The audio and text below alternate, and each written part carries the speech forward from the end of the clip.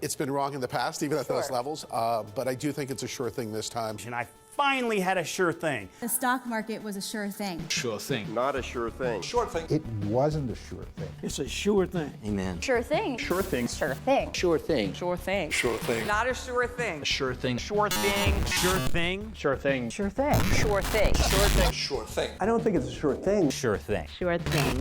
Not a sure thing. Sure thing. Must be a sure thing, but I don't think it's a sure thing. Sure thing. Sure thing. Sure thing.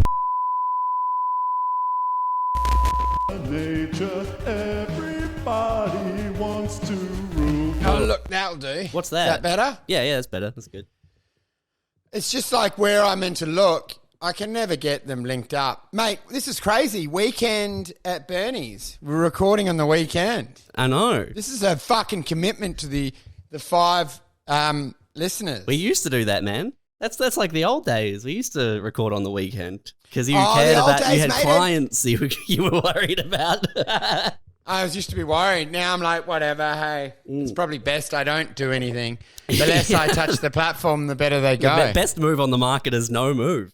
And I realised the less I trade, the better. So, like, let's maybe, I'll sit on the keyboard and whatever happens, happens. It might be a better trade. Man, what's that stock what's the ETF they have, and it's like a monkey just picks random trades from a board? Vanguard. Dude, it's actually possible that a monkey would do better. Yeah, it's like it's outperformed every other hedge fund consistently year on year for like 2 decades. I've actually seen it.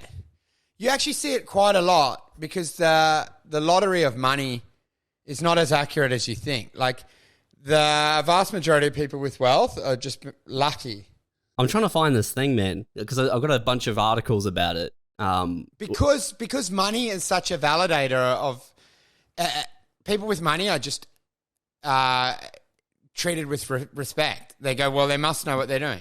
Do you think maybe the monkey is not just randomly picking, and it's also really values?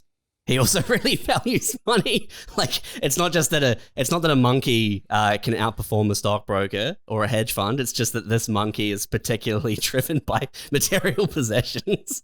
Dude, this is what's the question. The question is, could a human female end up attracted to a monkey if he was rich enough? And you're like, he's in a Versace, and you're like, that is a pretty good watch. And you're like, yeah. Go, the monkey has got, is that a fucking 80 grand watch? And they're like, yeah. He's driving a Tesla Model S that he's just been picking up. Everyone thinks he's the coolest monkey. He's built a nest in a Tesla. Dude, that's the new SpaceX Tesla. And they're like, oh my God, his satin sheets. It's the Italian experience. It's pretty much dating an Italian guy. Not far off. They're virtually, Tony Soprano is not far off a monkey. Like, they're so close. If you're looking at him, you're like, babe, come on, mate. He's that guy that talked to Robin Williams. Do you know they worked out that was a fraud? What? Yeah, Robin Williams spoke to Coco the monkey. And they said, Coco's communicating. Wait, which monkey is Coco? Which one's Coco? Well, Robin Williams had a relationship with a monkey. Not sexual, like he went and saw it. Yeah. He went and saw it and the thing recognized him. But then it all worked out that it all came down to the truth, which was reward treat center. Yeah, he had a banana giving in people his rewards. pocket. And then he memorized stuff. But that's what they do at school. They reward you to become a dead shit. Oh, dude, I can't tell you. In what way are people dissimilar? That's the true question, man. That's the true question, man. It's not that the monkey communicated and it was a trick. It's that we're all trained the same way, brother. We're all trained based on those rewards, just like the fucking monkey, man. You have an argument with someone online and they go, they proved it. And I'm like, what they actually proved is we're all Coco if you look at it hard enough. We're Coco through the educational system and the construct of existence, right? Because you do feel that with anything that's unusual is ostracized. Do you know what I mean? Like basically coming down to it, people's greatest fear is talking in a group. You know, public speaking is more scary to people than dying. Yeah. Which fundamentally means being exposed outside of the herd with a school of fish is the most scary proposition for these minnows beyond anything they can fathom. Someone seeing them and seeing them outside of the group is their greatest fear. Is that not embarrassing? It's the mask falling off, man. Dude. Because if you've been dude, because you biologically being caught outside of the group means that you're exposed. You're about to be attacked. You know what I mean? Like you're lagging behind, or a tiger's got you in its jaws. Dude, because I've been trying so hard to do a bit on stage, trying to convince people that they're non-playables, effectively. Trying to give them examples. And I'm like, why does he have to ask you all to smile? I said, I thought that's an involuntary response if you're enjoying yourself. He's going to ask you to smile. I'm like, think about it. You're with your family. You're having a fucking birthday party and your nan has to tell you to smile. You're a non-playable character. I'm smiling. You've been asked to smile. I'm like, it's a request. It's Alt-D, delete. They've hit the keyboard to get, some of these people have to get Alt-C, delete. Smile button. Smile button. What I'm saying is just, and I'm talking about it, about their response to dancing and music. We talked about fucking Ed Sheeran last week. The fact that you see them, I'm in love with my body. I'm in love with my body. And you just look over at them and I'm like, you're all dancing the same. I'm in love with my body. These are all little shortcuts that give you insight into the simulation. Yeah. I'm like, it's very weird to see cross-generational dancing where they're all triggered to the resonance and you're like, oh my God, that fat hippo woman's in the same rhythm as the young kid with his gypsy boy with his hair slicked up at the wedding. And they're, I'm in love with my body. It's very, I mean, it's good. Look, it's going to be difficult to convince people that are actively trying to engage with you that they are non-playable characters, as you put it. But also, I think the premise is flawed because you're the one trying to engage with people that you have identified as non-playable characters. Yeah, it's very which is hard. sort of like yelling at a brick wall, man. Yeah, it's basically it's a losing argument because for me to get them to accept defeat is to diminish them to nothing. But also, the moment they accept it, my proposition that there's only a handful of people alive that are meaningful, I'm effectively asking them on their night out to go, all right, you got us. We're fucking dying over here. We hate it. Do you know what I mean? Yeah, but like, what's the point of you? If they accept it, then you're telling a bunch of nothings that they're nothing. Like, why? Why would you do that? Why would you bother? Why would you yell at dirt that it's dirt? You're just an idiot yelling at dirt. Oh, yeah. Dude, convincing a dog it's a dog? Like, it's just like, just leave it. Yeah, what's the best outcome? The best outcome is the dog goes, yeah, I am a dog. Like, what? You're talking to a dog, fuckhead. You've revolutionized my whole act. Now what I've realized is I should just be getting the dog to jump through the hoop by just doing, I'm in love with my body, and just doing like triggers for them, nostalgic references, have a woman crying and then going, ha! Do you know, because when I upload it, you know, you'll see like a video clip of when you get angry, I put one up, you get angry with your parents and, you slam the door and then you do the fingers at the door, fuck you, and then you pretend to hang yourself and then you're too scared and you're like, fuck off, mum. And I'm like, why don't you just do that on stage? People love that shit. They just love What do you mean? nostalgic. Do you know, like, what, you know what I mean? Just talking about fucking bullshit. They love it. Yeah. Talking about having too hot a sauce and you're Indian. Ooh. Do you know what I mean? Like, this is funny stuff for them. Not that's a bad example because that wasn't funny. Licking your licking your fingertips. How disgusting that is. Yeah, that's good. That's good. Do you know when people are like how desperate you are for that last bit of sauce? Okay. Let's imagine a dog show, right? Like one of those purebred ones that they all do the jumping through the hoops and the best fucking haircut and whatever. Yeah. What would be the point or what would be enjoyable about adding a competition to that show where it's a man convincing a dog that it's a dog? Dude, you know, you're right. And it's actually, it gets down to this. Like, I get angry at everything. So, like, people eating pisses me off. Last night, Luke Joseph Ryan, he's wearing those Jesus sandals. And I'm like, that's fucking put me in a bad mood on stage.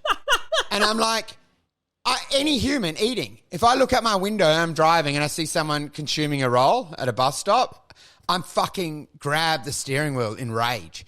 I'm like, do you not find just the act of eating? A pair of shoes can piss me off. If I see a heavyset woman in Crocs, fucking in a bad mood. I'm like, get fucked. Fucking what the fuck? Yellow Crocs? Fuck off.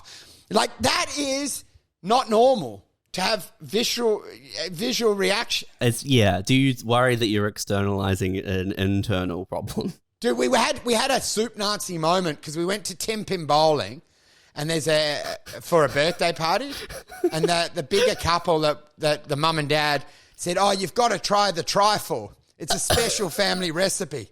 And I'm like, no, it's hot day, and I can see them spooning out. I'm like, yeah, that's enough. I'm saying that's enough. Like, fuck, they're scooping this shit out, and I see it getting swilled in. And you know when people have different tongues depending on your weight. So like they've got different sensory. Do you know what I mean? What do you mean? Do you mean that they have like larger acceptable parameters for okay? Well, I'm just saying the fatter your tongue, the higher the sugar count that you need to get through that level. Okay, yeah. Do you know, this has to be diabetic levels. But you're in there and then, you know, they're watching you eat. Ooh, it's good, isn't it? And you're like, oh, yeah, it's fucking... Me and my son, I said, as soon as we had to leave early. We go, but we want the cake because otherwise my son will lose his shit. Give me some of that cake. So they had to cut the cake. Definitely the fat one. Yeah. They had to pull the cake. But as soon as we got out, I was like, let's bin this immediately. He goes, thank God. He goes, I go, you were just hanging on to be nice? He goes, yeah. I said, me too. And I spat some of it onto the street, and then we both binned it and laughed. And I was like, oh, dude, it's so good. It is so good having kids because I do everything I despise about a parent. I'm making a mini me. I'm making the perfect audience. When I spat out, he laughed. He was like, I loved it. He goes, let's bin it. And he threw his with a bit of like pizzazz. He threw it hard in the bin, and I'm like, I'm loving that. That's great. You put a bit of energy into the throw. Like, you're out, bitch. Do you know, like, yeah. A normal generic person would just put it in the bin, slamming in the bin. You're going too far with this. No, dude, it's finesse. It's a non-playable. A generic you can't expand the premise to be like a generic person would put cake in the bin this way. I can tell you this because a generic person, I said, if you pour a drink, a non-player will just pause it.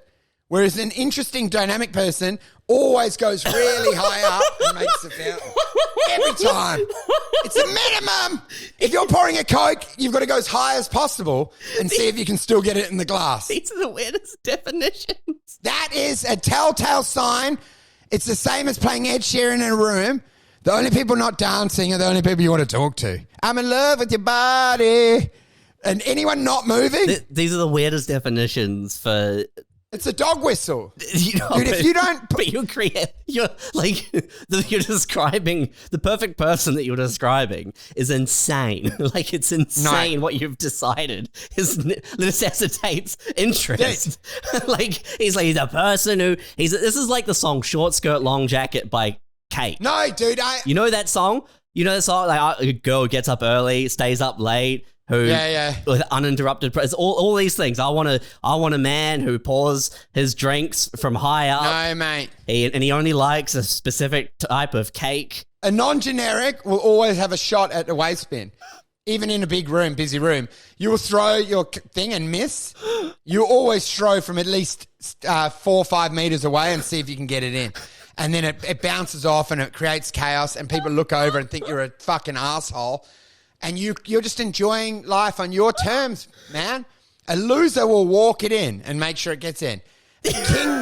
King shit will have a shot, dude, in a food court. They're enjoying life. They're enjoying life on your terms, man. This is how you enjoy life on your specific terms. You don't think you're the top dog when you shoot your nachos across the food court and land it in the tray? or you miss and go, what of it? Fuck off. It's my world, you're just living in it, bitch. That's what you yell. It's my world, you're just living in it. Okay? Dude, you know what? I watched Napoleon. Such a disappointing fucking movie. Oh, was it? Ripley Scott ripples. Ripley not. Yep. Imagine if you went on stage and you're like, Ripley Scott, more like Ripley, no, thank you, not. You know, it's weird because I saw a headline pop up. It was Francis Ford Coppola talking about how Ridley Scott has like the most consistent output of high quality Worst film. movie, dude. And then all I could think of was the shitty movies that Ridley Scott's done. Like he's done so many shit films. He had Jacqueline Phoenix, cleft lip boy. He's way too old to be playing Napoleon. And then he's also like comical and awkward and weird. And I'm like, fuck, dude. Didn't 400,000 people die? Can we get a storyline going? There's no fucking character development. He's almost like it was like Pinocchio playing Napoleon. Do you know the little wooden boy wandering around? He had a real off energy, and I was like, has any character been developed at all? Are we anywhere?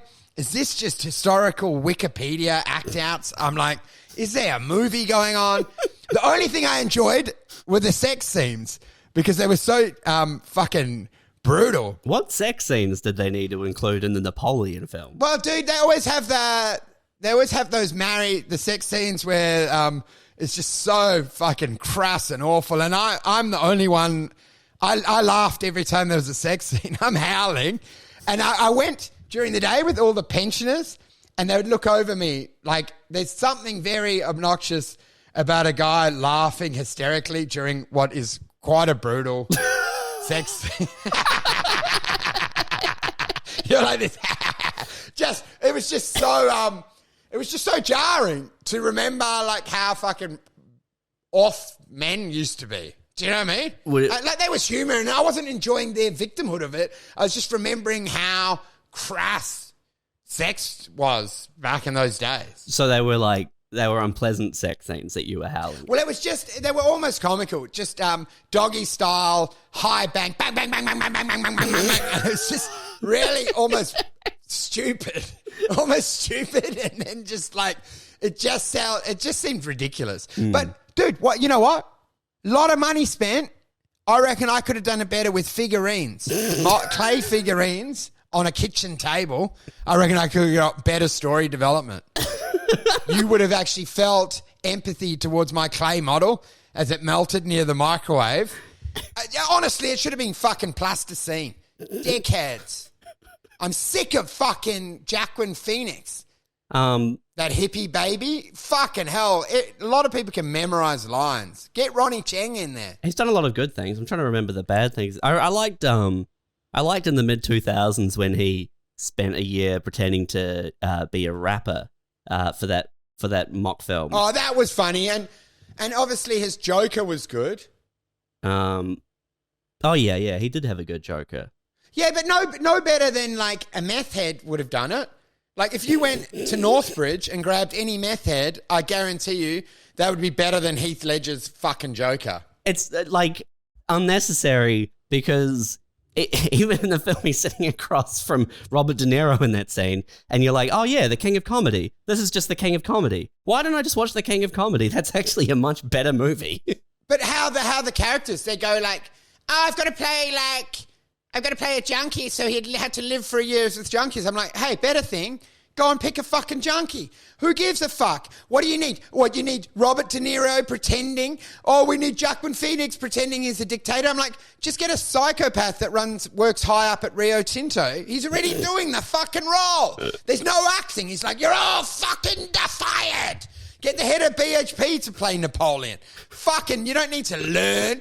This guy he goes, you're wrecking my creative process. I need a year to become the character. I'm like, just fucking hire someone that acts like that. I'm like, there's 8 billion people. Acting is defunct. Go and hire the exact thing you're looking for. You've got 1 million characters sitting on shelves. Every turd and his sister will wave their hand and go, Train Spotting. Ewan McGregor, whatever his name, learning to be a junkie. Fucking grab a junkie, dude. That's why The Wire was so good. They're like, hey, you know what we're hiring? The actual fucking drug dealers are in the movie. Yeah. They're unbelievable. And they go, it's so believable. You won't believe it. The guy actually just does it and we film him and all the language is right and it's totally believable. I'm like, yeah, no shit, fuckhead.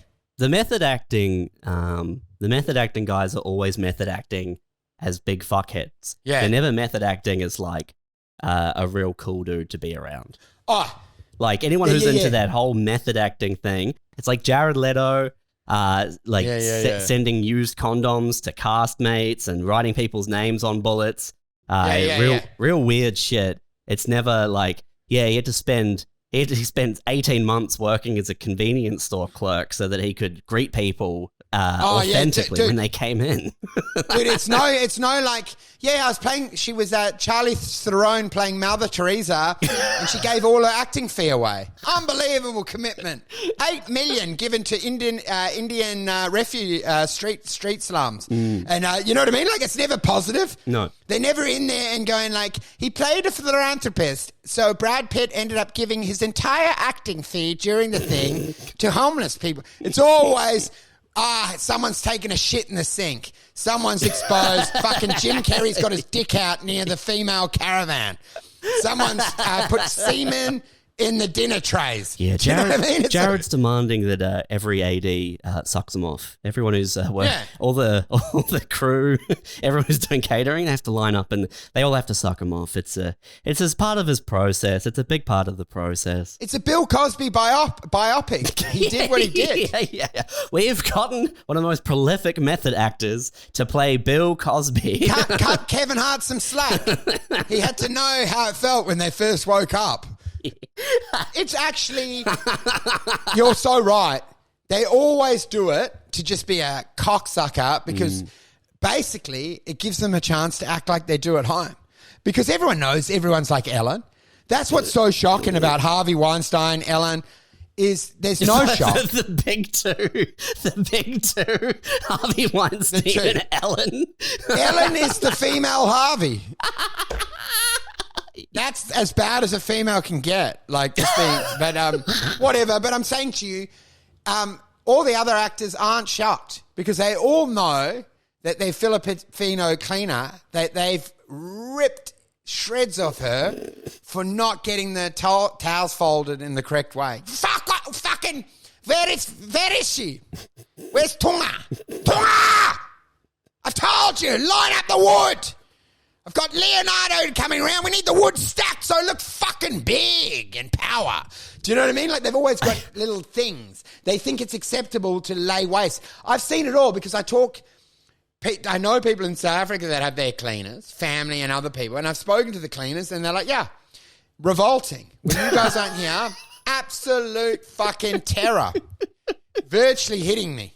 Because are you really a method actor if it's like, oh, Joaquin Phoenix, he spent 18 months trying to reestablish the French Empire.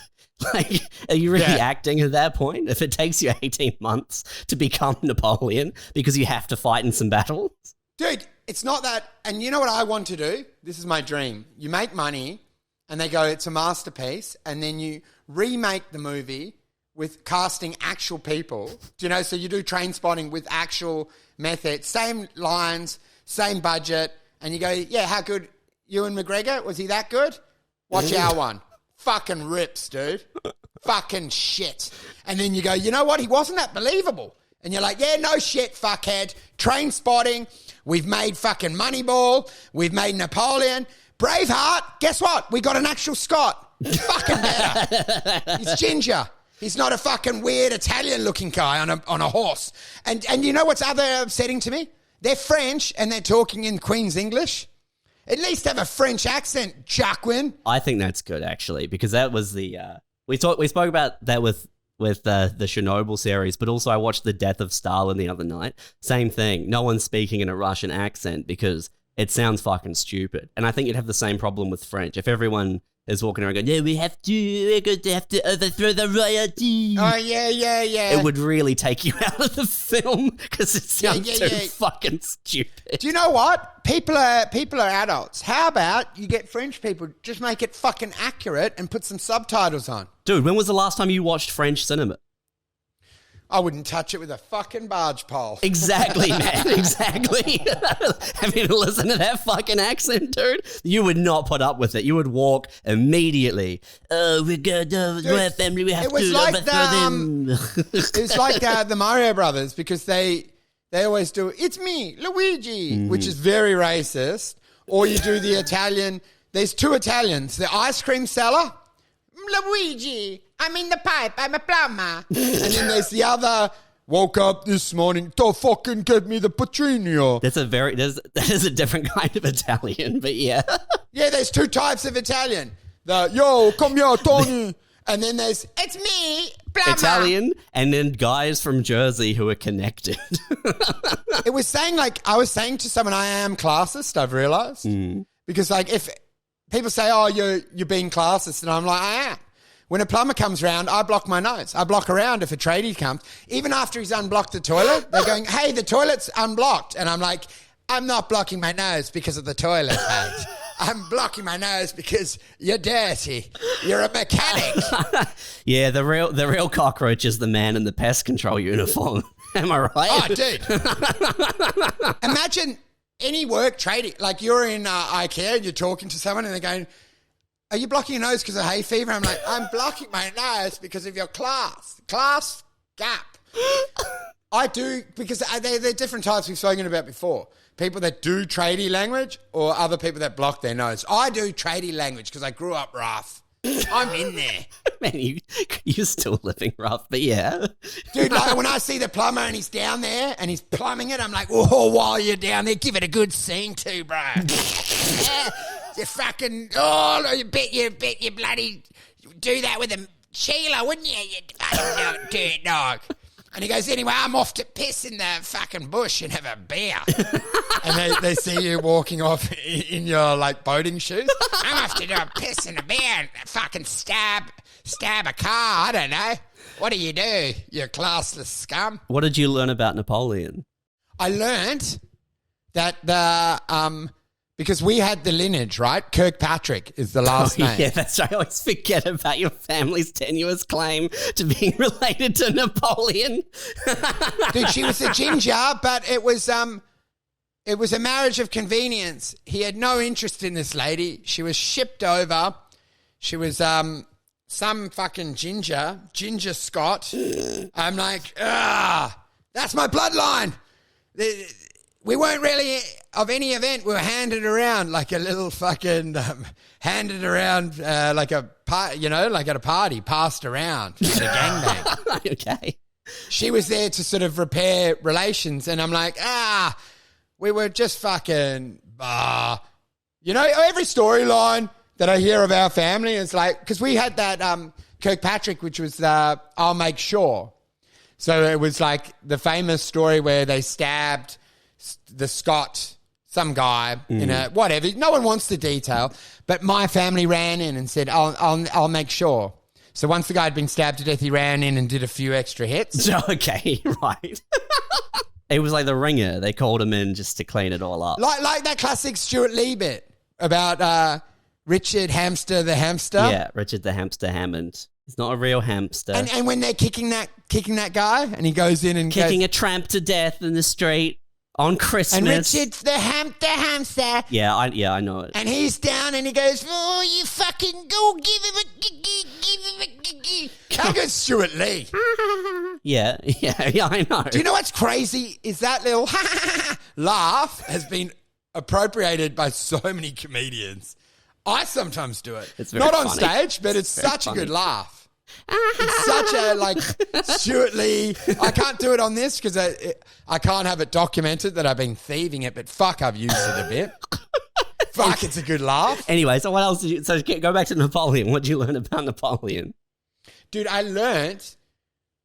Because I went, it was hot, and I was trading from there. And I learned that day movies is all a lot of these old pensioners have got. They were like The Walking Dead, dude. Yeah, man, I went to see Killers of the Flower Moon like a week ago, and that was Yeah. the same thing. Last Sunday, I think. It was a 10 a.m. session, because it's 3.5 hours. Yeah. I'm looking at the show times, like, man, I don't want to go in at 8 o'clock and be out at fucking midnight. That's crazy.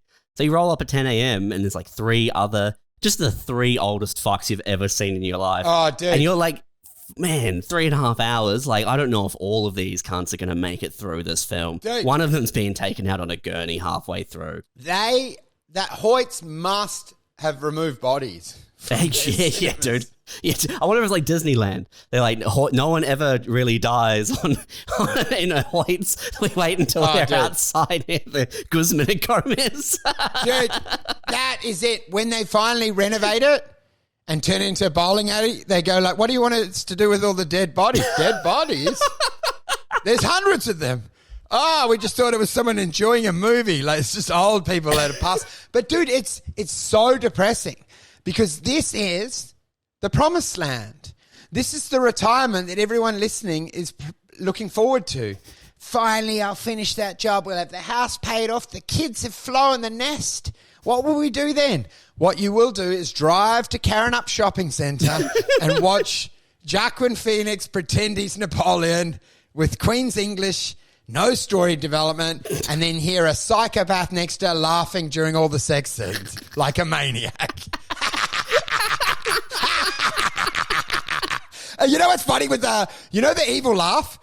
When they resist it, it gets more evil because you're laughing initially like, oh, this is so fucking horrific. But then when you see the woman that you start laughing at the fact that you're laughing and annoying her. And you see her just going, and then you realize you are truly, in many ways, a real life joker. Yeah, Where dude. you get so much joy out of fucking them off. You've been very obsessed recently with how twisted you can become. So twisted, dude. Dark Wolfie. So twisted. Dude, it's a different kind of massacre in a cinema to the Batman massacre. It's just you laughing annoyingly instead of gunning people down. me laughing, mate. Dude, that's my dream is I've seen someone like, I don't know. My dream is those old people, like it's a gay couple. And they you know how you cut the hole at the bottom of the popcorn and they just fuck. They don't do the hand job. So what? Sorry, what's I the don't dream? know. What's the dream? No, what's the dream? Come on, what's the dream? I want an old couple to look over and see a gay couple fucking through the hole in the popcorn. And go like, well, you're not really concealing it. They're just sitting on top and he's pounding. And the whole box. I thought you were saying that you wanted to expose yourself to some old people through the popcorn. That would be pretty good to be on like mid-morning showing as like 6 other people in the cinema and you sit real close to another couple and they look over and your penis is pushing through the popcorn. Dude, because I told you how I watched that South African movie and a guy sat behind me and then I crawled out. I realized. Remember this. What was this? A local guy, a black guy, whatever. Yeah, he sat behind me, but we were in a small cinema. And then rather than like just deal with it, I slowly slumped down. What do you mean deal with it? What are you talking about? Well, like rather than just sit there. What was the issue? Sorry, what was the issue? Well, he sat too close to me. It's like when you have a piss on a urinal. Okay. So then what I thought is like, no, you don't win. So I just slowly slid down the seat and then crawled on my hands and knees out of the cinema. And I was like, definitely now more a weirder story for him than his weird. Do you know, I had a weird story. He sat too close.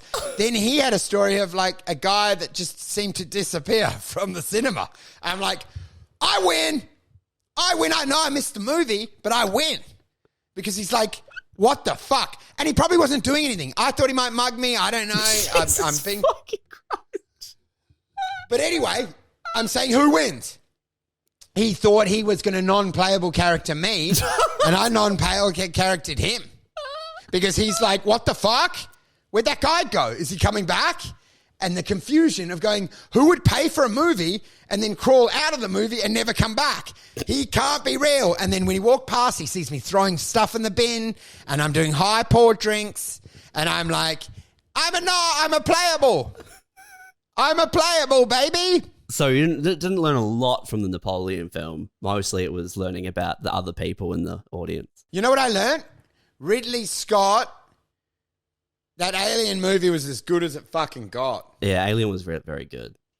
Also fucking Gladiator was good. That's what I was saying before, man. He's got some real shit ones in there, you know? He's got some good ones, but you know what? Everyone has bad ideas, and you see it in stand-up, you see it in everything. The idea that's the checking of the ego. The idea that someone is always going to do good stuff is the fallacy of the human condition, that you think you can get good at comedy or that you can get good at movies. You have a few moments on the top of the mountain and then you come back to the valley and you end up in the shadows where we all belong. No one is a god amongst these people. You have moments of enlightenment, and if you're lucky, most don't. Most are scared just making a speech at their own dad's funeral. They're actually, you know what, weighing it up. I loved them so much, 80 years of commitment, but also a big stress for me having to talk in front of 40 people with them looking at me. Oh, I'm so confused. Don't really want to do it. Loved them so much, but the fear of them looking at me and me expressing any idea. Oh, you know what? Yeah, I don't think I need to speak. He would have preferred me to be quiet. Oh, I think he wanted you to talk, Cheryl. I think you should express some appreciation and thank you for everything he did in front of all 40 of us while we have cucumber sandwiches and judge you. Do you think? I don't want it. That's some people are dreading the day their wife dies just because they have to do public speaking. They actually couldn't give a fuck. They're just a thought. They go, look, it was so bad. My 21-year-old boy died in a car crash, but you know what's worse? Doing that speech at the wake, hey, fucking funeral. Everyone looking at me at my house, and I had to cater for them, and I didn't know when to ask them to leave. That was a lot. These fuckheads hanging around. Catering a funeral seems a bit much. I find it disgusting, dude. That's an event I feel like you could get away with not catering at all. No one's going to complain. You want to get the fuck out, you know? Dude, you hear it with people on the radio, and they were like, my wedding cost $3,000. And I'm like, yeah, what we did is everyone went to the pub there to buy their own food, and the money was just for her dress. And I'm like, well, you're a complete cunt. No one wants to, you made them pay for everything. She goes, you know what? $300. $300 for my whole wedding. And I'm like, well, it wasn't a wedding. You know what I mean? It wasn't a wedding. You forced us down to a local bingo night. Yeah, you stormed a local park. Oh, yeah. And made everyone watch as you... Dude, you know what? You know what you could do? You go and throw a box of chips to some seagulls. That's a wedding as well, isn't it? Technically. Everything's a fucking wedding under those terms. A Hungry Jack's drive-through is technically a fucking wedding. What makes a wedding? You know what I mean? A sausage sizzle in a park, is that a wedding? I'm like, is a bubbler in a park? Everyone lines up and has a sip of water. Is that a wedding? I'm like, where are we going to draw the line, Stacey? We got to have something coming our way to make it any different to any other experience. Do you know what I mean? But a funeral, it seems like you don't need to cater that at all. No one's going to complain. And why would you want your final memory to be of, to be of sushi, like gas station sushi? Do you know what I want? You know how they used to do, you do the buffet on the stripper? I want the inside the coffin. There's sandwiches. I'm naked. That's pretty good. And I'm like, how hungry? And a sign just saying, how hungry are you, cunt? Yeah. just to be wheeled in like one of those Japanese sushi plate girl ladies. Oh, just completely naked with sashimi covering your dick and ball. And dessert is like that trifle from the bowling. I get her to make that recipe and shove it in my mouth. And I go, you want desserts? You can suck it from Granddad's mouth. You have family members crying as they reveal your genitals. You're like, I'm sorry, I'm just too hungry. Oh, dude, you could actually make it. Everyone has to look at his tiny wilted penis because I'm too hungry to wait till after the service. Dude, you're like, what the fuck? who starts on the sandwiches near the genitals? Like someone, it's all there, and someone's eating around the dick. Dude, you could put like little grapes in the eyeballs. Someone pulls out little pickled onions. Dude, that's what I would like, man. Open casket funeral, right? But I've been cremated ahead of time, and instead they've made a very lifelike cake that looks just like me. That's it. That's good. Yeah, man. And it could almost like eat this bread. It's the bed of Christ. Please eat my body. You tell everyone, my blood. Guys, you're never going to forget him because you've just eaten. You've eaten Granddad. He was put in. Yeah. The ultimate trick is my ashes have been placed into the cake mix after cremation. Yeah. Because it's a really cool reveal after the eulogy when someone takes a cake knife and they start cutting it to your side. Yeah. People are horrified, and then it just looks delicious. And then people are horrified again when they're told afterwards that you were in fact included in the frosting. Yeah, mate. You want to eat it. I don't know what you do with Yeah, it's a lot. And then there's so many different events because do you get the urn and then do you sprinkle it during the event or do you do it later? I think that's always later. Some people end up hanging on to them. Yeah, there's a lot of people who hang on to them. Well, that's hoarding. I'd go in there and go, you got to get rid of your fucking He-Man collection and also this old dead wife. She's got to go. The two Skeletors have to go. You got two Skeletors. We got to get rid of this. I just think attaching to death is not a good idea. You better just wipe your hands of the problem and keep walking forward. There's no connection in the past. I had a childhood cat's ashes in a drawer for a long time. Yeah. I don't know why my parents wanted to hold on to them, but Mr. Snuffles was forever relegated to a desk drawer in the house. And then he would move. Yeah. When we moved house, he would move places, and then I'd sometimes stumble upon him. Very strange. Dude, it's always that funny thing because there's so much nostalgia around that sort of stuff, even like houses, and you take a photo of your family house and you go past it. And I asked my son when we were driving today to this bowling, I was like, you remember you used to live there? He doesn't even know. You never know. There's no emotion around it. Eventually it's meaningless. Do you know what I mean? Yeah. I drive around places even on the Gold Coast, and it's only been 10 years.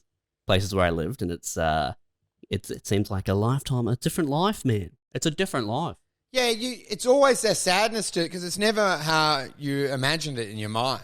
It's like when I went back to London and everything had changed and then you realise everything was illusion and your brain had just fucking remembered the best parts. You're like, this place sucks. And it's the same like almost every time you see your family home, your old home, you burst into tears because the memory was never as good as the reality. Do you know what I mean? And then you realise my mind is a trickster trying to fucking build shit up, trying to create emotion or connections with stuff.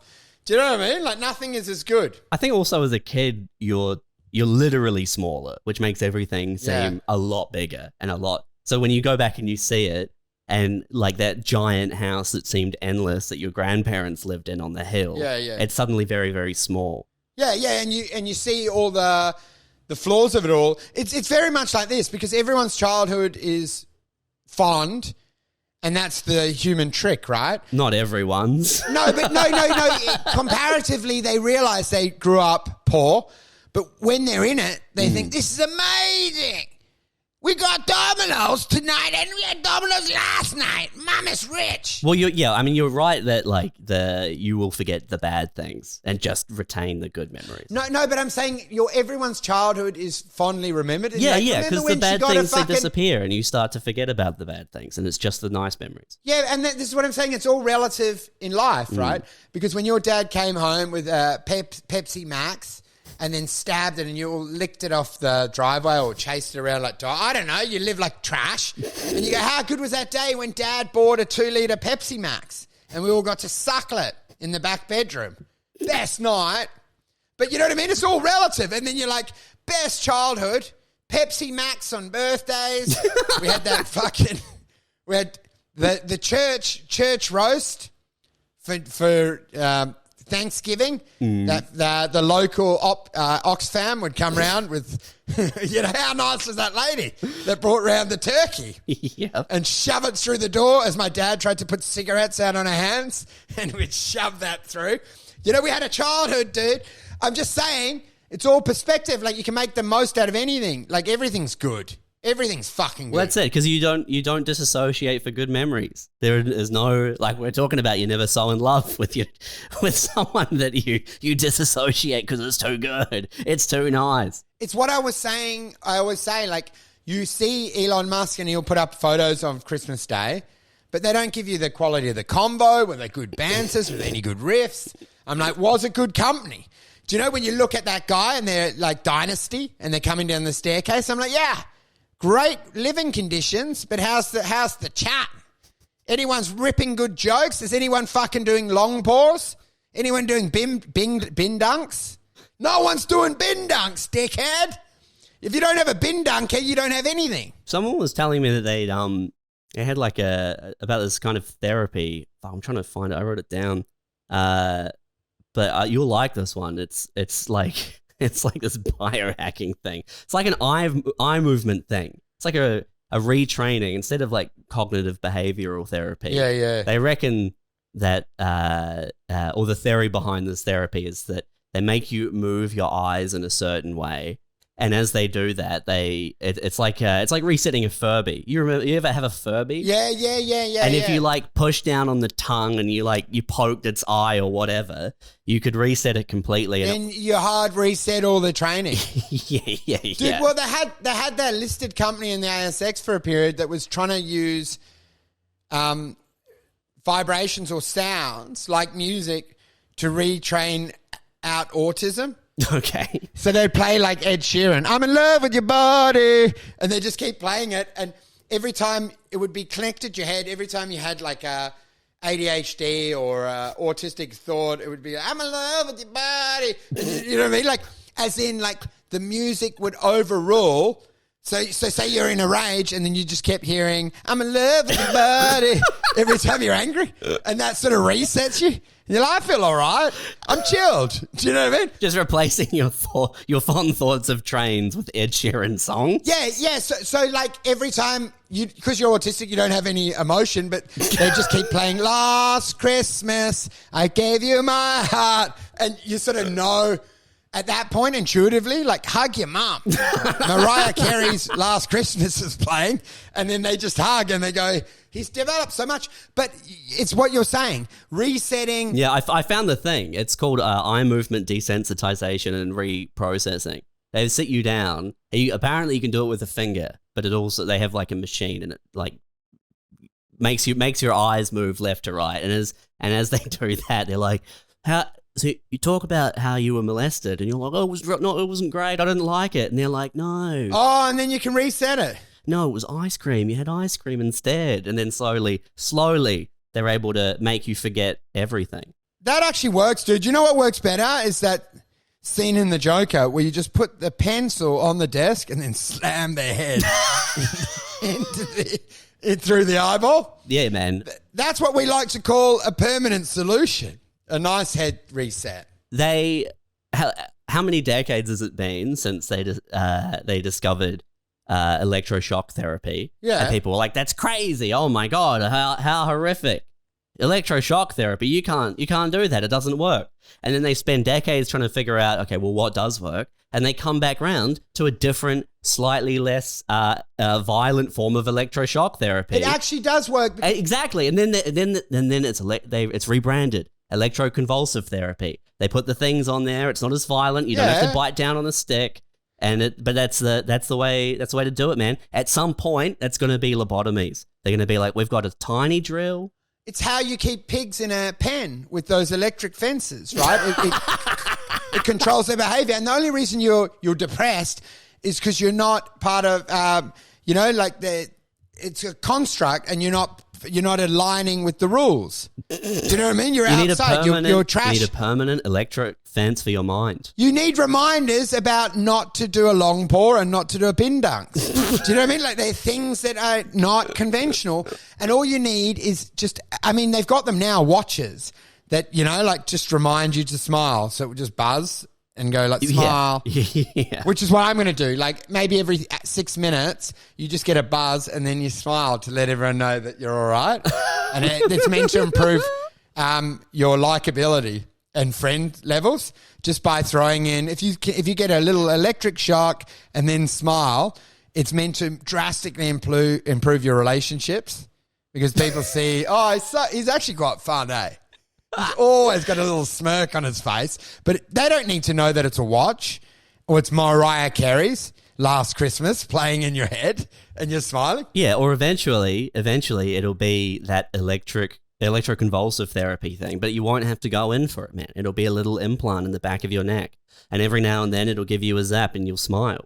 Well, it's going to be even better than that because eventually it will just be AI operating your meat sachet, your meat cage, and your soul will have been put on the back burner as a retard and just kept out of all of it. And you would just put the AI chip in and it'll operate the hands and go like, just leave it to me. You fucked up enough of your life. I'll fix this.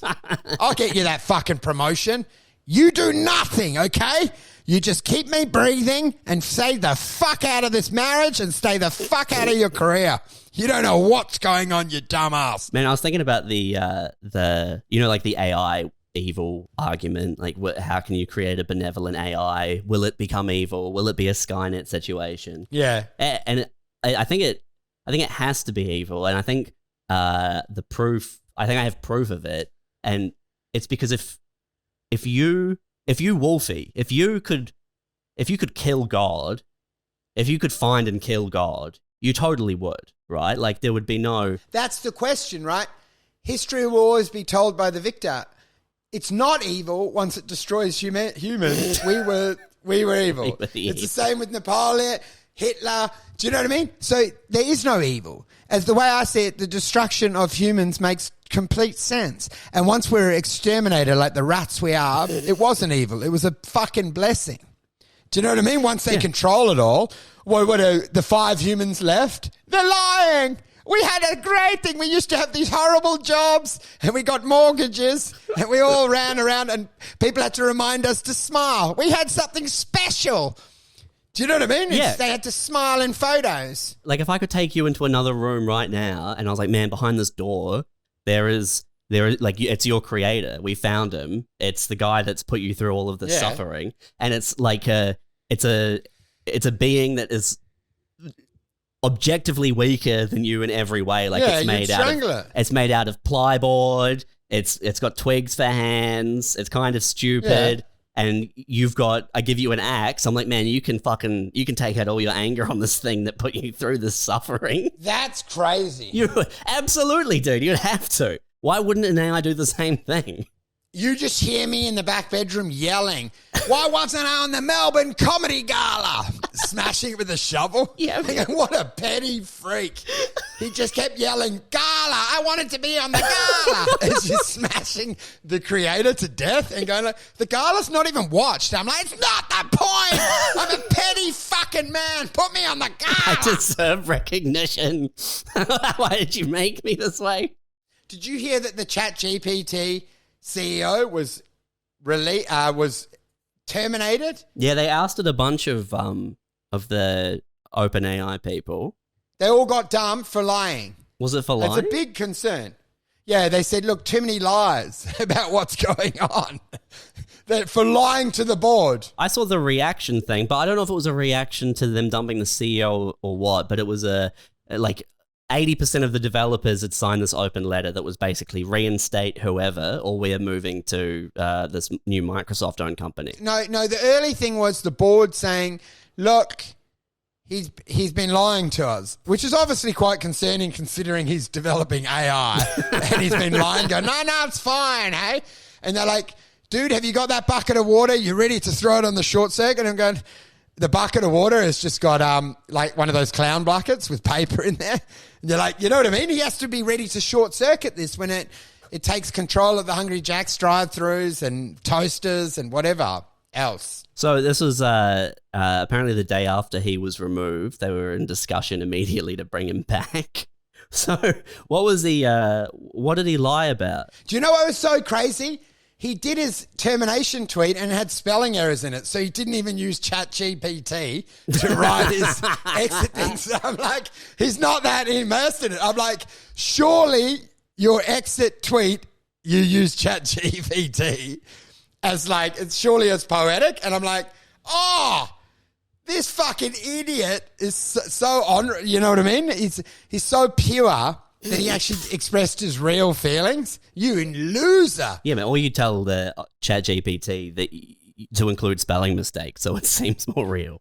Because you know when I was telling you how I got that cheeky monkey barrel, and they asked me whether I wanted to do a show there for Edinburgh. Yeah. And they said, tell us what the show is, and I just cut and pasted that from an email into ChatGPT and said, answer this fuckhead. And then just emailed him that. And it was 2 pages of absolute fucking shit. Yeah. Just long-winded and go like, ultimately the goal is to create something different, something unique that will enhance the creative space. I love wasting people's time. You force that guy to have to read 2 pages of fucking garbage from ChatGPT. That's fun. It is fun, man. It seems concerning that the board removed him and said the reason was just vaguely he was not consistently candid in his communications. Like, what does that mean?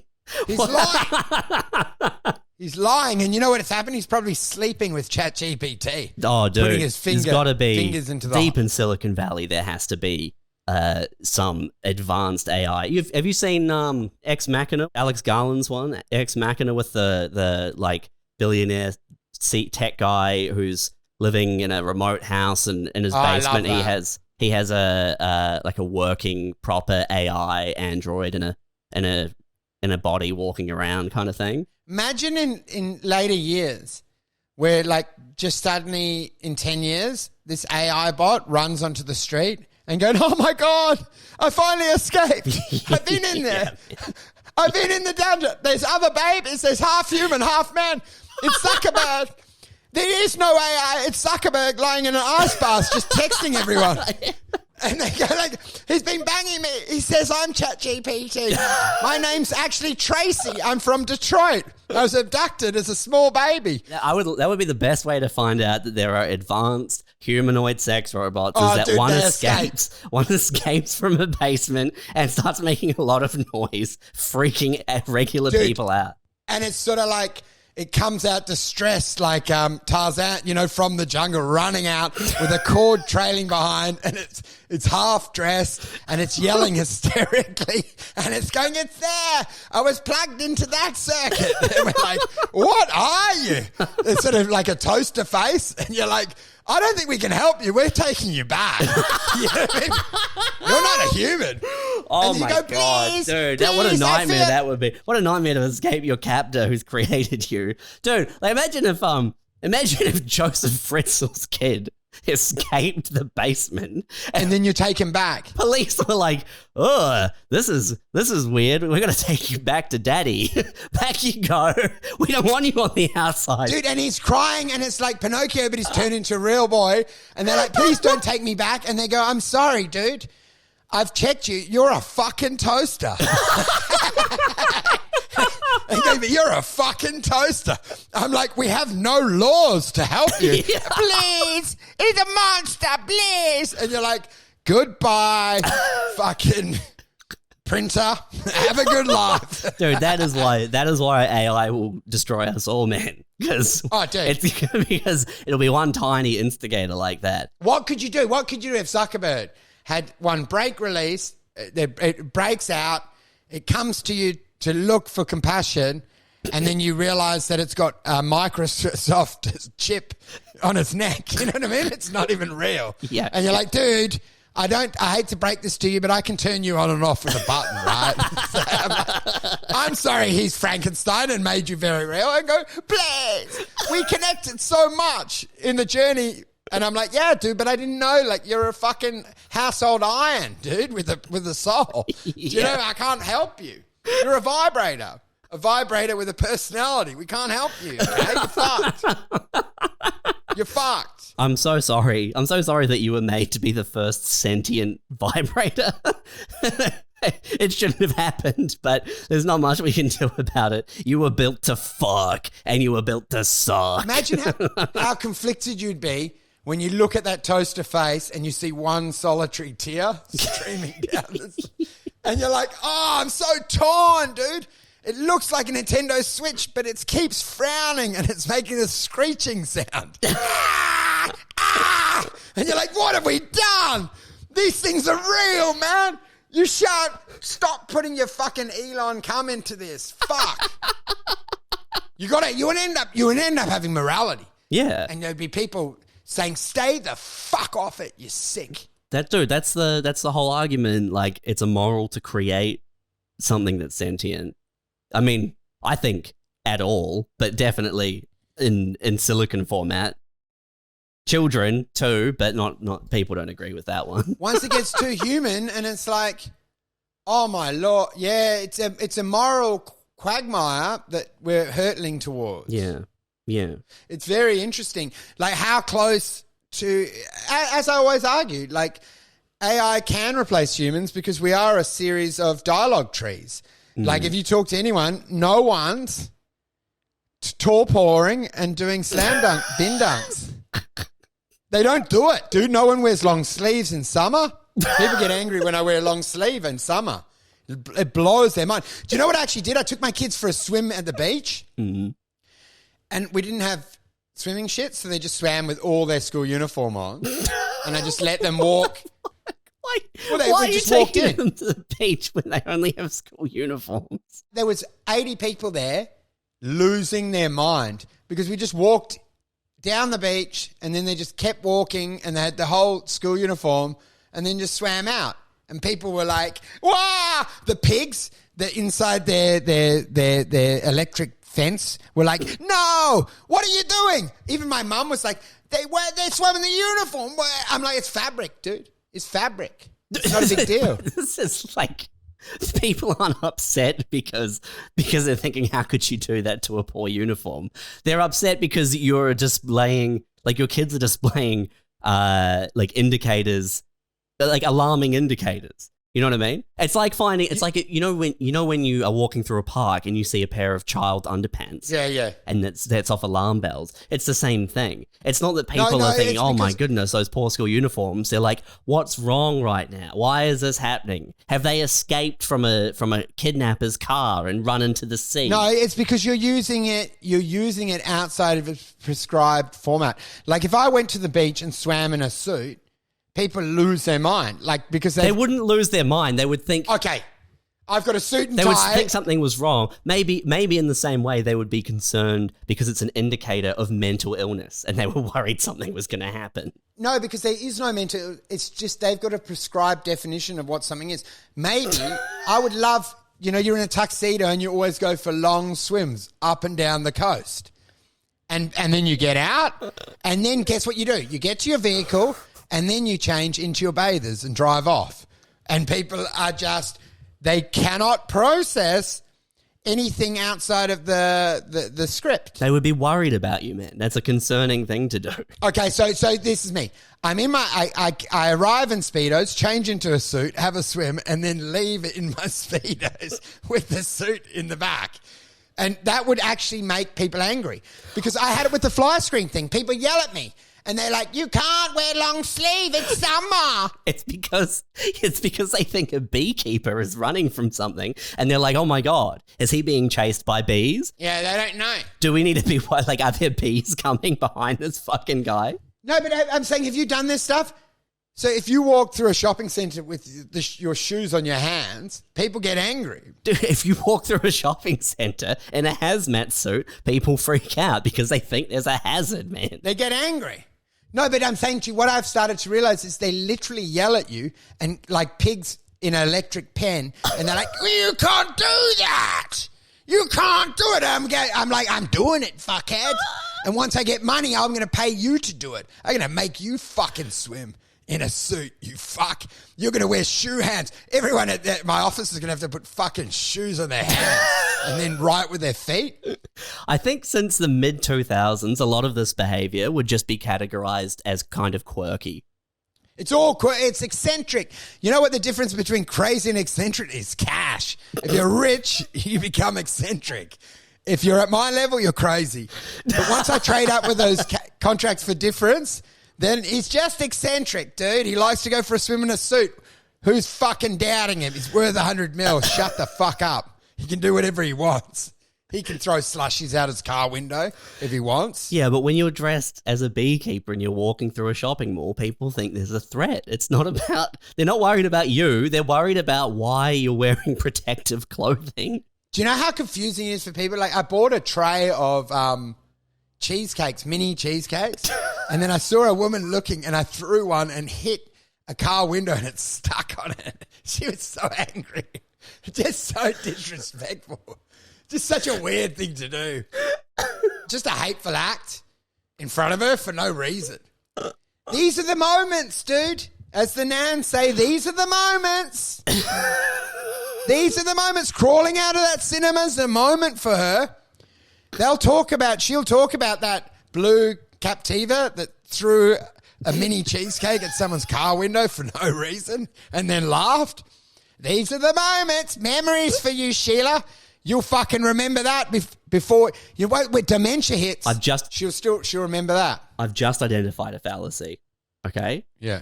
You're saying that all of these things, with enough money, are just eccentric, or they blow people's minds, and I'm saying that they are indicators of mental illness. Now, if we get down to the objective reality of it, you are mentally ill. So this is an indicator of mental illness. No, but and you no are such mentally thing. Ill. So actually, it's not the thing you said. It is an indicator of mental illness, and people should be afraid, man. That's why people are afraid of someone who's yelling to themselves on a train. There's a fundamental argument about whether conformity into the construct is by definition mental illness. That rejection of the idea and the willingness to talk at a funeral and get your dick out and scream actually makes you the most sane in the room. The need to conform with other people and to seek refuge in a group and feel like that gives you some sort of enlightened being, you're actually the furthest away from home. Home's in you. You do whatever the fuck you want always. You're not insane. You're free. You're free from judgment. You're free from captivity, dude. No one's insane. It's insane to follow the group. It's actually better to be outside of their boundaries. You're actually more sane. That's what I'm saying to you. No one's insane. It's a curve. It's a spectrum. Some people are insane. I would say that I would contest that someone that just gives up their consciousness to Rio Tinto and then gets a mortgage and then eventually goes around to the movies and watches Napoleon was insane. Yes. To give it up that easily and to live a life of such little meaning is insanity manifest. Yeah, but you're talking about two binary outcomes. Yeah, I'm talking about extremes. So you're not talking about any shade of grey in between, because there are plenty of people who don't necessarily conform. Yeah. But also not at the complete extreme end where they are wearing like formal wear to go for a swim or wearing a beekeeper's outfit to go to the supermarket. I'm just saying that in this specific scenario, the indicator of mental illness is actually a very accurate indicator of mental illness. Yeah, well, but guess what? There's no sanity on this planet. There's none. It's not achievable. This is something that someone who refused talk therapy would say. Dude, no, because it's just people getting comfort from other people's reassurance. It doesn't make it valid. Just because 1 million people tell you something's right doesn't make it valid. And it's been proven time and time again because all of technology and everything that we enjoy has come from a handful of outliers.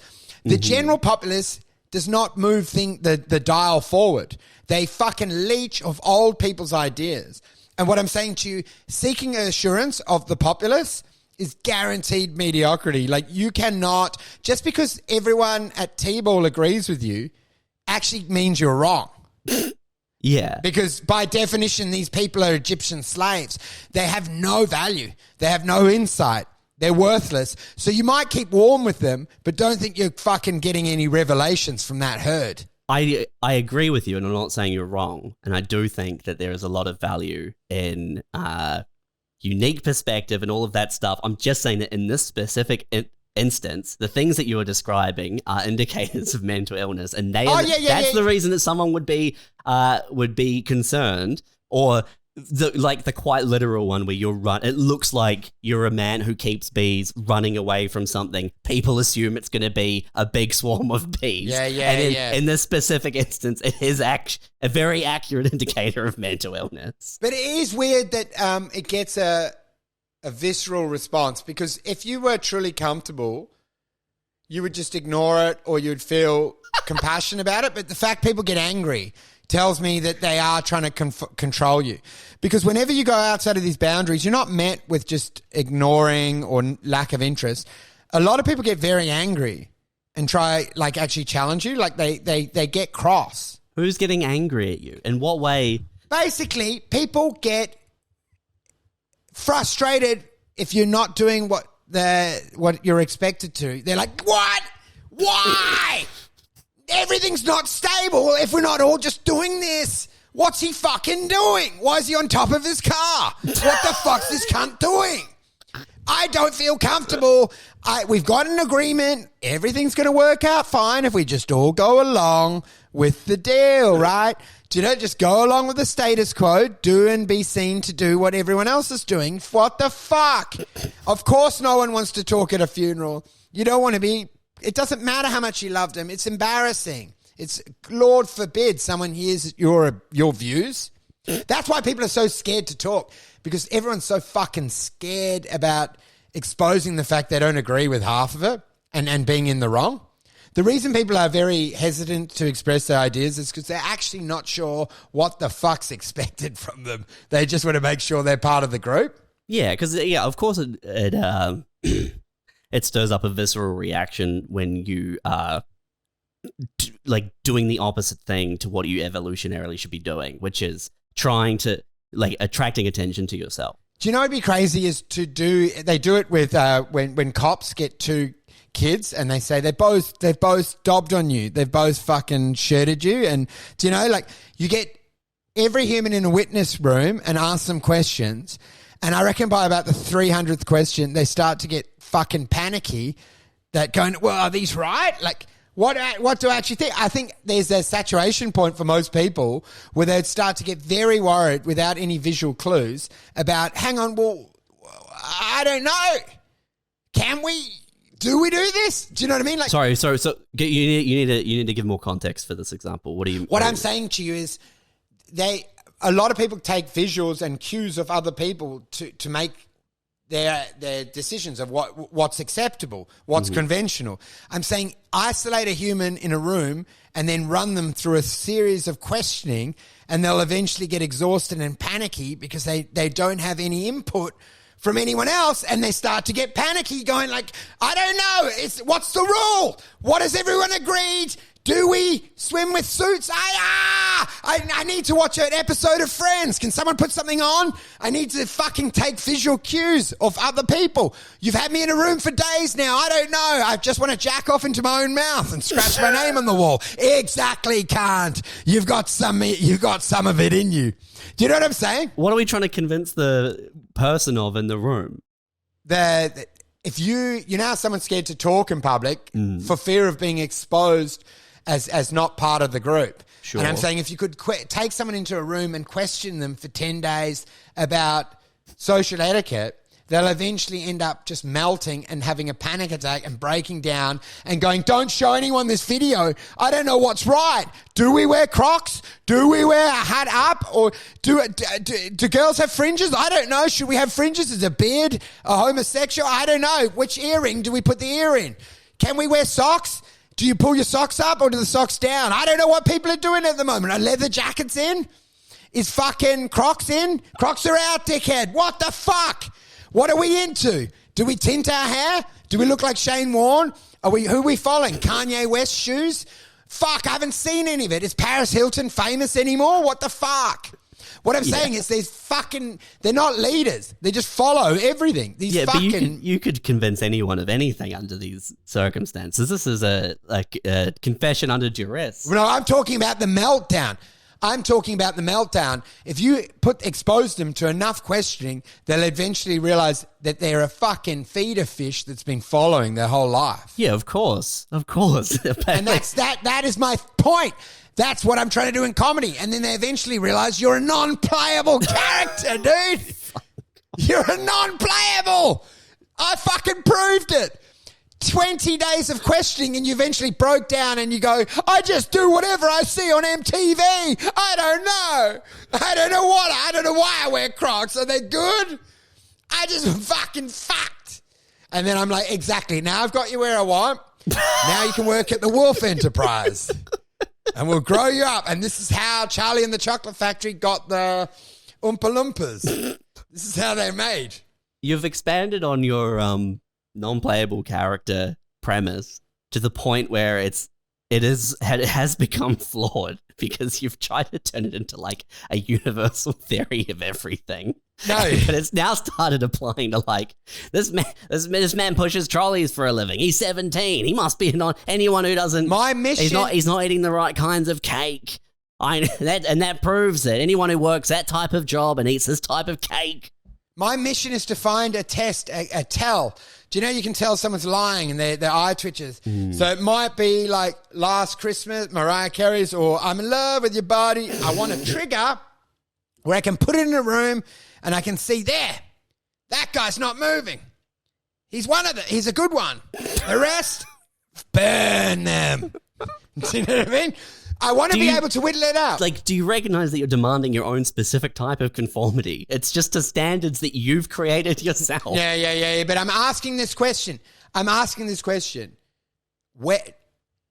If you can strip away your ego, can you come to terms with your mediocrity? Is it possible within your lifetime to realize that you were nothing? That you were worthless, that you were a failed experiment? Because they obviously, by population and by output, it's apparent that that's the truth, right, for most people. But coming to know yourself in ice baths and Wim Hof and fucking mindfulness, to accept that, have people got to that level of insight where you realize you're worthless in a way? Not worthless, right? You're a human being and you can have output and you can have kids, but that you're not special. Does everyone... do people get to that point, or do everyone always think tomorrow's going to be better? Or do people have the initial premise that they are in some way special, or is it more the fact that unbelievable that you think you're in the past? That's unbelievable. You've thought you're in some way special. So these people always knew that they would just get on with it. We're just lucky to be alive. And maybe the reason that this is so interesting to you is because you've had an illusion of grandeur, of being special shattered, and you're grappling with that. Unbelievable. So these cunts were born and they knew from the beginning they were a mere slave. Yeah. What a way to live, dude. I always thought everyone thought, well, it might improve tomorrow. This is what I'm talking about. This is what I'm talking about, an indicator of mental illness. I never thought that people had actually accepted their lot. I always thought that the only thing that kept any human going was the prospect of it improving. That most people's life is merely imagining a better life in the future, and that's what kept people alive. Don't you think that the majority of people that you've met and worked with or gone to school with or whatever, they're generally quite self-effacing and humble and not they're quite content, and the ostracizing thing is dude. You know what I find them? You might find them content. I find them a yawn festival, boring as fuck. Fucking scratching your nails down a chalkboard personalities, just a series of cliches and loop thinking and just fucking insufferable. Fuck the amount of time I've spent just enduring their fucking fluffy shit. Do you know what I mean? Just the worst. I'm like, almost every person, you're like, did you even need to talk? Was it even fucking worth it when you reflect back? Did you ever say anything that would fucking... Why bother? If we think about it, why bother? Did you really need to call someone with that idea? Is being content a negative trait? Isn't that sort of an admirable goal? Isn't that what you would like to have? Dude, I just find it insane to me. I'll be in a chat, putting in a message, asking about or something. I'm like, what is going on? Like, we've got mechanisms to find these answers. Do you know what I mean? I'm like, why are we engaging in this? I don't want it. Yeah, because most people are seeking a sense of community and they'd be happy to talk about. I don't want community. Yeah, and you don't want that. I'm like, what the fuck? I'll get my own satellite. I don't need fucking your input. Yeah. Do you know what I mean? I'd rather get a bad satellite than share an idea with other people. I don't want to sit around the fire and share experiences. That is the proof I'm insane. I don't want the comfort of a group. Yeah. Well, because are you still claiming to be special and unique? I'm not claiming to be special, but what I'll say is I would rather get ripped off and overpay on my phone contract than have to connect with a group on a WhatsApp asking advice on what printer or what phone package is best to go. That is how much I detest. I don't want trivial community spawned off just fucking admin. I'd rather not have a connection. In the past, have you self-identified the quality of being special? No, I'm not going to go down this route. Why? This makes me look like an asshole. I don't think it makes anyone look like an asshole. I think it's fine. I always thought that everyone lived in the hope that things improved. That's all that kept anyone going. I never actually thought anyone enjoyed the now. I thought the only thing that we're all clinging on to is, fuck, one day we might get the golden ticket and get the fuck out of this nightmare. But we've talked about that, man. We've talked about the idea of being discontent and how that's a drive. Well, I'm just saying I'd never understood that people had made peace with this existence and that's what they were accepting of that. I thought literally everyone was just hanging out, hoping to win lotto or getting 9 Powerballs and getting the fuck out of this. I didn't think anyone even thought this was worth a fucking jot. Yeah, man. I think during school, I was put in gifted classes and shit, and you're told all this stuff all the time. Yeah. And how everyone's special and unique. Yeah. It's not even something to be considered. It's just it's just a known fact. Yeah. It doesn't necessarily impact anything in a meaningful way or make you feel superior to other people, but it's like eventually you go, no, that's not true, or it's ridiculous to think that. Oh, dude, I love it because we had a gifted guy in primary school and I looked him up and he was very low at Rio Tinto and I was like tempted to send him on LinkedIn a photo of the PIAC certificate and go, how'd that work out for you? Gifted. Go and get someone a coffee, bitch. You have no people skills. Do you know? Because the greatest gift is people skills. Mm. That is much better gift than processing data, is ability to regale people and charm them. Yeah. That is the ultimate gift. And that's why you can tell they go, he's gifted. And he goes, I'm gifted. I'm like, not gifted enough not to get bullied, cunt. Most people know how to grapple the environment and end up popular. The fact that you're like, I'm gifted. I'm like, well, I don't think you are, because I would have navigated a very different way around these bullies that have fucking bike chains and whipping people in the back of the head. Hey, I think you're probably better off to get a mullet and fucking fail a few tests, cunt. Hey, and maybe make up for it on the back end. You do a little bit more work in uni once people's puberty has settled down and it's a bit more of a calming environment. You might be able to lift your grades then. Don't know if you should be pushing it in the face of a divorced kid that's just going through puberty. Don't think you should rile them up with a 100% score on your physics. Maybe not the smartest of plays. Maybe get 80 and get the other kid bullied and go get him. If you've thought that everyone felt this like an urge, a discontented drive, or the need to achieve something, then it's obvious that you felt that way, and you. Dude, I always had a calling to try do something. I always wanted to, and it never happened. And it is very distressing with some of the scenarios living in Perth. But I'm like, I would sooner shoot myself in my own head than like live a mediocre life. Yeah, and I would even go as far as maybe I need to shoot some other people in the head. At least get in the in the annals of time. Columbine is better than. Do you know what I mean? Yeah, I don't think that's a negative trait. I would never do that, dude, because I feel like there's mechanisms to get it in a positive way. It's the same story as it's sort of like the drug dealers where they go like Al Capone or whatever, and they're like quite a good businessman, probably could have just set up Disney, could have run something different.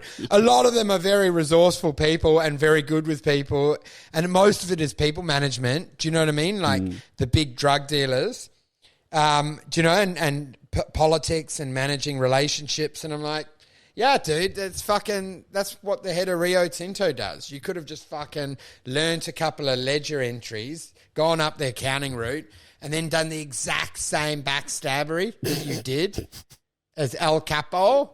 Do you know what I mean? Yeah, of course. Same game, except you're appreciated by society. You're Andrew Forrest. You're in the dark triangle of mental illness already. What's this? If you're already in the dark triangle of mental illness, like psychopathy or Machiavellianism or narcissism, then you're perfectly suited to being this executive of a company. It's what I always said. You don't have bipolar if the delusions come off. yeah. If everyone is following you, you're not paranoid. If you have mania and then you go, I'm going to make this 100 mil on the stock. Yeah. It is conceivable because, like we said, a monkey with a dart can make 100 mil. Yeah. So it's not outside of the realms of possibility because you can roll heads for the infinity. Mm-hmm. Yeah, of course. Anything can happen. Anything can happen. So I'm saying even though it's delusions, it still might happen because it can. Because, you know, things like that do happen. Lightning can strike twice. Yeah, that's why the paranoid people are the safest to tail. Yeah, man. Like they've cried wolf too many times. Yeah, but I don't think you're not describing negative. Like no one's gonna think, oh, what an asshole. I think it's more like, no, dude, you're trying to pin me on a riff. I don't want to get down too deep. I'm not trying to pin you on a riff. I'm hot just and heavy and like, yeah, I think I'm fucking Napoleon. No. I'm just expanding on an idea. Napoleon. All you want to do is pin me on a Napoleon complex. That's what you're trying to do. I'm not trying to do that. I'm just trying to expand on an idea. It's the Napoleon complex. You've read it on Wikipedia and you're trying to pin that tail on this donkey. I don't want it. Okay? Do you want to do Picks of the week? Oh, mate. do that and then wrap it up? Dude, did we get the photo of Dan Ilick and then his AI support crew that I sent through to you on Twitter? Was that from? Oh, Comedian of the Year podcast award. Oh, from what's the fucking called? I can't remember. The Australian Podcast Awards. Irrational fear. Yeah. Irrational fear. I'm like, it's totally rational, dude. You are mediocre, okay? I know, I'm joking. I hope he listens. You know why? Come at me, fuckers. I spit in the bin now. I used to spit in the mirror, now I spit in the bin. Okay? Dude, you know what? That is the fear, right? Because you want to be liked. You want to be creative, right? And you want to make comedy, but then you also want to be part of the comedy community and liked. And then you realize that maybe the best move is to not be liked and to start just fucking taking headshots at anything not pinned down. Do you know what I mean?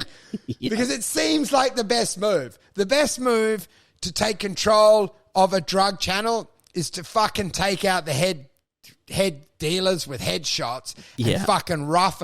You know what? Carl, what's his name? Carl fucking Barron. Carl Williams. He taught it, dude. Carl Williams was the MDMA dealer from over east. But I'm like, what do you do? Wait, is this Underbelly again? Underbelly, but I'm like, you want to make an impact on the comedy scene? I thought Carl Barron. I thought you were talking about comedians. I was so confused. Carl Williams, Carl Barron, it's the same thing. Ruffle some feathers. You've got to go. You want to get your albums launched? Go to Jerry Seinfeld and heckle him from the thing. And then go like, and then he goes, come up and do better. And you go, actually, I will. And then try to do your hour. Go like, he goes, come up. And you come up and you go like, what's the deal with a guy that won't express anything about his personality? What's the deal with a man that won't reveal any of his inner truth? What's the deal with this shit? So TG6, man, one of the few companies to not to have a cap raise and not use it to just fucking line their pockets, man. That's crazy. Yeah, dude. That's not the ASX way of doing things, man. Very frustrating though, man, because the cap raise was coming and it was like, that was at 32 cents. Now they've done it at 75 for 8 mil. 6 mil, but they might have a surplus to 8 mil, $8 million for their drill. But also done a week before the drill results. Now, they would have had visuals. So very, very scary move because they've had visuals, right? And I'm like, ooh, a bit jumpy to pull the life raft. You know what I mean? They could have literally laid it a week. So it will be very, very interesting. Is it giving the boys a cheap last entry as it launches?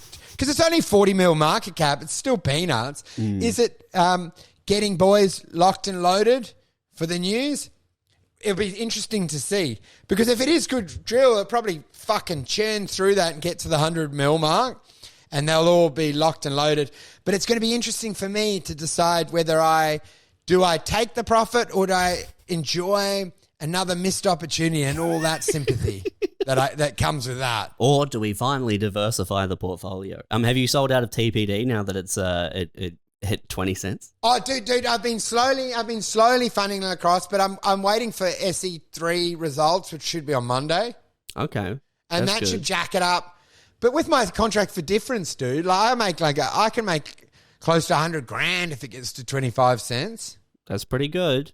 That's pretty good. Oh, Man, well, I mean, and it's only like, what do you say, like a week and a half, I think, until December 7, and that's when... Dude, and you know what's so good about it? And then I can get in Hazard, quadruple, and what I've realised is that I've been looking at rentals, and I'm like, rentals are so cheap. If I make a few mil and never buy a house, I never have to work again, dude. I just rent absolute shittery. And because once the kids are 18, I couldn't give a fuck. I'll live in a tent, dude. I'm only doing it for appearances for their friends and their other mums. I'm happy to live in a fucking swag on the Trig Beach. Couldn't give a shit. Have you gone to any more rental inspections? Oh, dude, well, you know what's the worst? That rental, it all went through. And she said, it's been put to the owner. And I go, hey, the rent's pretty cheap. Like, is this the number that people are putting through? Because it seems to be about $100 less than anything in this market. And she goes, well, I can't tell you that. That's our indication. It's that much a week. And I'm going, well, it seems unusual. It's the cheapest I've ever seen. You can only get an apartment for that. So I said, I put a little bit more on, but I'm like, I think the fact I live at my parents should be the big selling point for me. Oh, dude, but like, so good. Because I make a little bit on TBD. So good. Because once I've ticked that box and I've got my own fucking place, then all the giggles, you know, have to stop. Because I'm doing what they're all doing, aren't I? I've got a backyard. I've got a sprinkling system. We've got a mounted TV. We've got a kettle. We've got lawn. We get the paper delivered. Are you happy, fuckheads? Have I done enough to fit in? Living at your parents is a bigger indicator of distress than having... than renting a place is an indicator of being a fucking sheep, man. Dude, once I get my rented house and then I'll be like, yeah, I've got it. Pleased? Dude, that's all they want. Own a house. That's their dream. That's everyone's dream, if they're being honest, is safe passage through this realm. That's everyone's dream. Don't worry about expressing yourself or finding the true you. Just safe passage will do for me, sir. I want somewhere where I can die safely and not be pestered because I own it. I think you can do both, man. Well, I think most people quickly, cowards knock, bail and just want safe passage at the expense of their own self-happiness. Man, you know what, dude? You know what it is? This is the lyrics to the Smashing Pumpkins song, Bullet with Butterfly Wings. Despite all my rage, I'm still just a rat in a cage. That's what you're expressing, man. You know what? I love that track. Yeah, I bet you do, man. I was like, that's so good. You're like, finally someone fucking gets me. Despite all, I'm the rat in the cage. And I'm angry about it. I am overwhelmed because you know what? An hour and a half clamoring around looking for the light switch. That's what I was trying to say the whole time. I just couldn't fucking articulate it. I wonder why I struggle to be a comedian. It's very hard for me to express my ideas in a succinct, meaningful format like that goddamn Jerry Seinfeld 3 words talking about feeling uncomfortable in first class. Maybe if you'd worked a little harder. Perfect. The snobbery of it all, Jerry.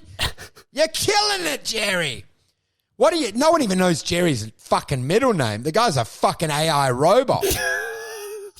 Is he real? What's the deal with fucking napkins? What the fuck is this shit? He's a Christmas cracker, dude. He is so irrelevant. He's touring Australia. Fucking he better bring a shotgun and kill himself on stage. We've had enough. I've had enough of this smug fuck. Is he good? He was good in the 80s. I like Seinfeld, the show, but his stand-up is fucking smelly. Yeah, I mean, it's old, dude. That's the big thing. Like, you can appreciate it, but it's still old, right? It's not breaking new ground. You know why? You can appreciate the autism, like the way that he fucking finickered and sweated over every word and line, but as a behavioural thing to spend so long fashioning the words to perfection is a mental health issue. Yeah. Do you know, it's not normal No. to drip over the words to go like, no, and we'll do the. Do you know what I mean? Like, that's not a fun person. A guy that sits with a notepad and goes, umbrella spinny. Do you know, like trying to get the words? That's a nerd. But what more do people want from, like, if you want something else from Jerry Seinfeld, well, that's on you. Like, he is his thing. To want something else from him is crazy. Dude, this is what I want. This is how I know how people would get angry. I want Jerry Seinfeld to play Napoleon in that movie I've just watched. And him doing that doggy style sex scene and going, take it. What's the deal with fucking wives? And then just have him running and going like, we'll kill them all. It's winter, fuckhead. We can't cross through to Russia. Fuck off.